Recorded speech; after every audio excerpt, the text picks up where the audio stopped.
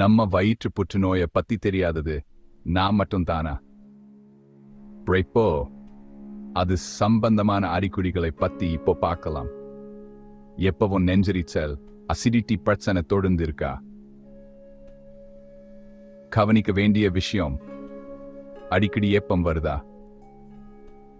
இது கொஞ்சம் வித்தியாசமா தானே இருக்கு. பசி குறைஞ்சு எடைத்தானா குறையுதா? இதையும் கவனிக்கணும். சாப்பிட்ட கொஞ்ச நேரத்திலேயே வயிறு நிறைஞ்ச மாதிரி இருக்கா? இது சாதாரண இல்லையே.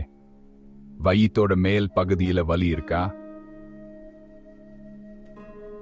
இது சும்மா வயிற்று வலி மட்டும் இல்லை. எப்பவும் சோர்வா இருக்க மாதிரி தோணுதா? இதையும் ஒரு டாக்டர் கிட்ட காண்பிக்கிறது நல்லது. ஞாபகம் வச்சுக்கோங்க, இந்த அறிகுறிகள் வேற சில பிரச்சனைகளாலையும் வரலாம். ஆனா ஒரு டாக்டர் கிட்ட ஆலோசனை கேட்பது தான் எப்பவும் நல்லது. நோயை சீக்கிரம் கண்டுபிடிச்சாதான் சிகிச்சை எளிதா இருக்கும்.